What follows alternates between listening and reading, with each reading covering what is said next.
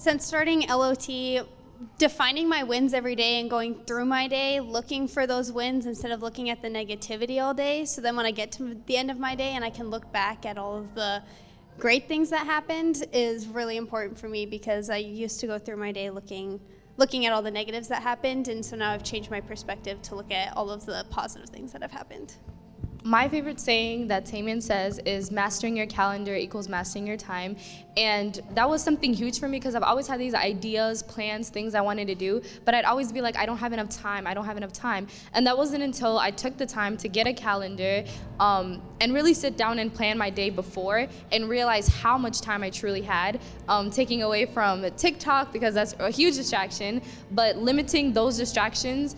By making a calendar, you limit those distractions. So that is something that I'll continue to work on so I can invest on those ideas that I have. So for me, it's going back to the communication aspect. I've always had a hard time communicating like my feelings or just communicating in general. So going back on communication, like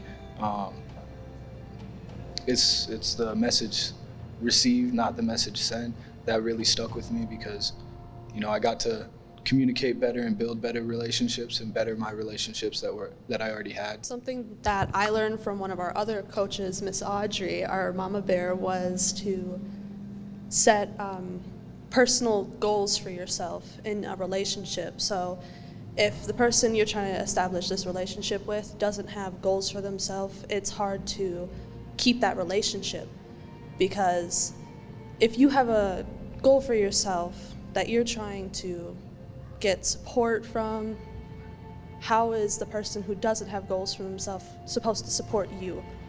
We were asked to come up with a goal that we wanted to accomplish or work towards, and my goal was to have better communication with my dad, because we live in the same house, but we don't really talk a whole lot, and so learning how to actually talk and how to send and receive the messages was a huge game changer for my dad and I's relationship. And so we've actually gotten to sit down and understand each other and understand where we're coming from.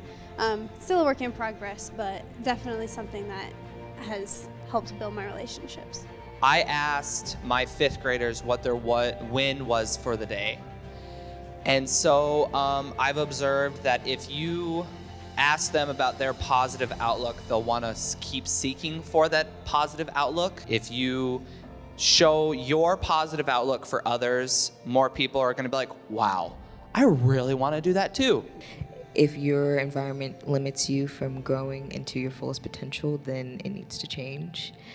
And I feel like a lot of people forget that you have elements of control in your environment, especially we're all teenagers. We live in a house that's not owned by us or is not being paid by us, so it is difficult. But even just the environment in your bedroom or in your bathroom, you can create and develop that in the best way that you can and maintain it, so then you can still grow. To hear some of the testimonies from some of these kids has been so amazing, of how much they took on, how much they understood, how a lot of them, the stories, they were coaching their parents, they were coaching their peer groups, they were coaching the people around them, using these real life skills. Leaders Tomorrow Next Gen is not, we got next, crossing it out. They have now.